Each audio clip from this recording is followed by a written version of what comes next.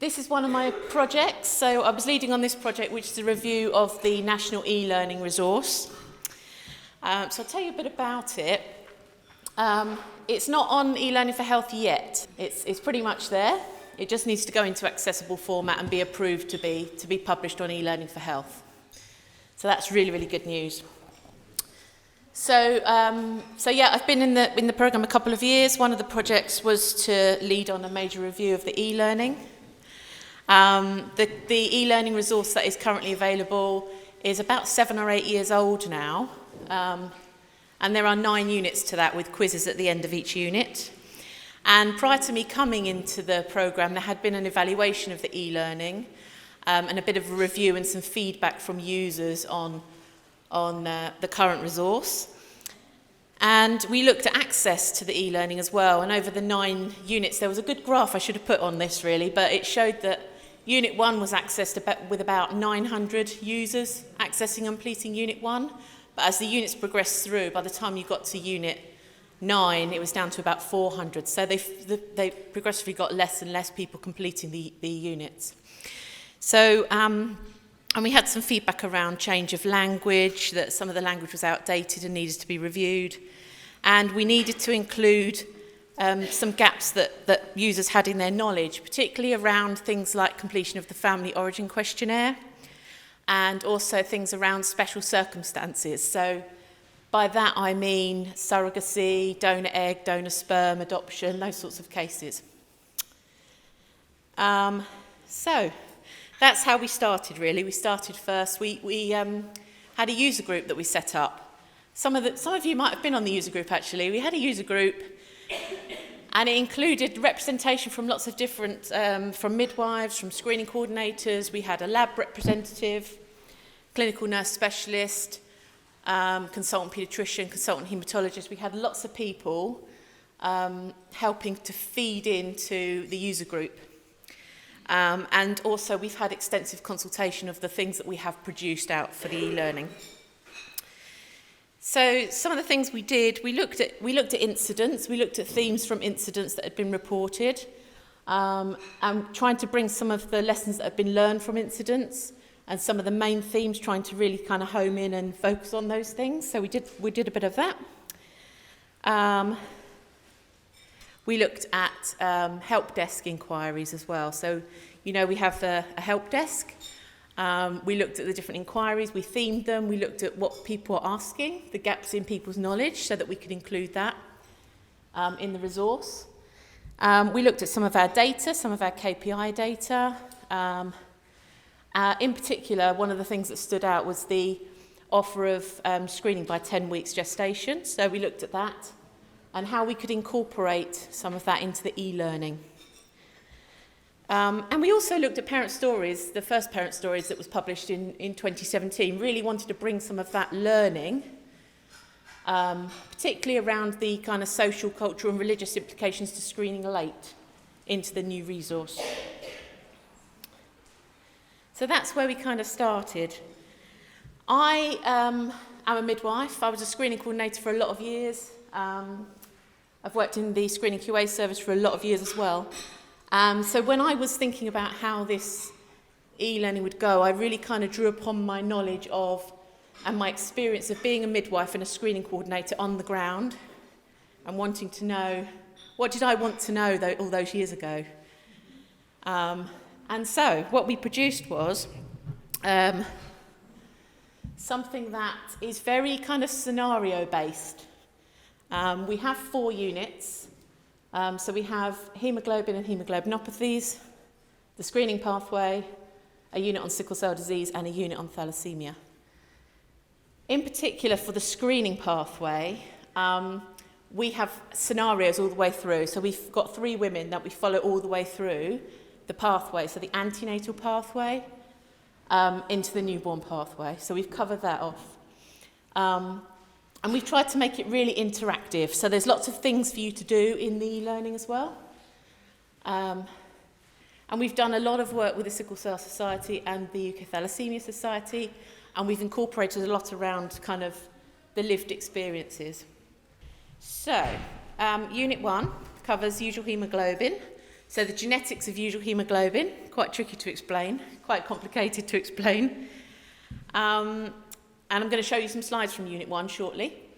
And then the second half of that unit's around haemoglobinopathies. We'd use things like Punnett squares, Punnett squares to explain genetic inheritance. So again, you'll have scenarios where you look at the different genotypes of the parents and you put them into the Punnett squares to work out the possible outcomes for the pregnancy. So we've got quite a bit of that. I think there are 3 exercises and they get progressively more difficult as you move through it.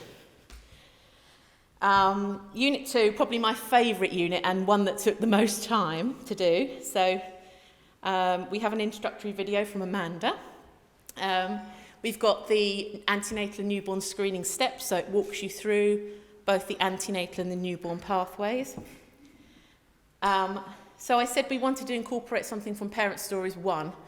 So we have some audio clips from some of the user experiences from Parent Stories 1 that we've incorporated into that unit, the second unit. We have an interactive FOQ, which I'm quite excited about. So I said that a lot of our incidents come from completing the FOQ incorrectly or not completing it, not fully completing it. So with the women that you've got in the scenarios, it will give you the information about the family, origins, different things. It's quite complicated, or it goes through and it kind of builds for you as you go through the unit. And so with the information that is given, you're then able to complete the family origin questionnaire, and then it will tell you whether you've got that right or wrong. So that's really exciting, I think.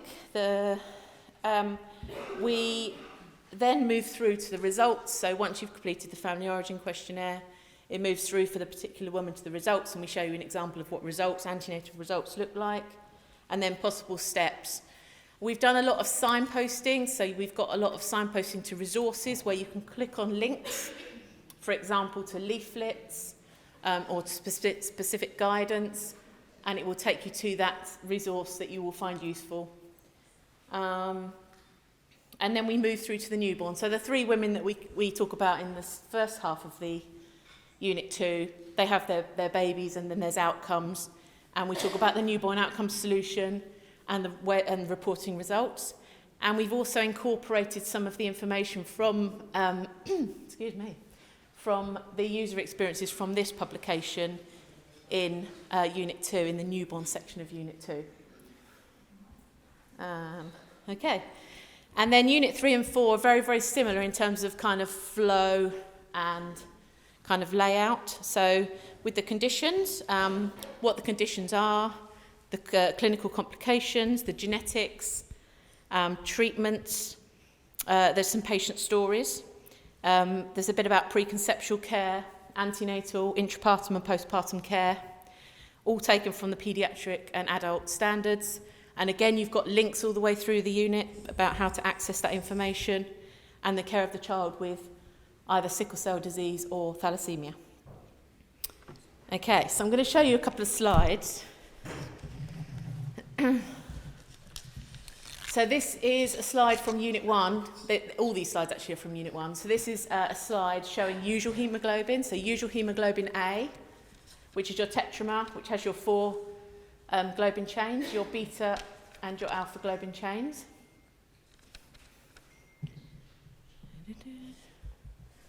And then we go on to talk a bit more about usual haemoglobin. And so you've got your A2 and you've got your fetal haemoglobin. So you've got your alpha globin chains, and then we've used different colours to depict the different types of haemoglobin that they're made up of. So you have your delta globin and your gamma globin. There's quite a good graph to show how genes are switched on. So if you look at birth as the line in the middle, this is to do with production of different types of, so this is alpha globin. And then you've got your gamma globin. So you can see the genes are progressively switched off, kind of after birth. And your beta globin and your delta. Okay, so I think somebody said it earlier, alpha thalassemia is really difficult to explain to people. I think a lot of people will agree. I think someone said it, didn't they, earlier about alpha thalassemia and counselling. Maybe it was Joyce. And it's quite difficult to put into an e-learning resource as well to explain to people about alpha thalassemia. But hopefully we've got it right now. So we talk about the 4 genes that code for alpha globin and how some of the genes sometimes can be non-functioning. So I'll just scroll through. Okay. So this is where all 4 alpha globin genes are non-functional. So this is your alpha thalassemia major that Joyce was talking about earlier as well. And when 3 out of 4 of alpha globin genes are non-functional. And then I think this is quite tricky as well, isn't it? Explaining to people about the difference between alpha 0 and alpha plus carrier status. So I'm hoping that this helps you to explain to women and partners about the different types. Okay, so I think that's it from me. Yeah, but I'm happy to answer any questions.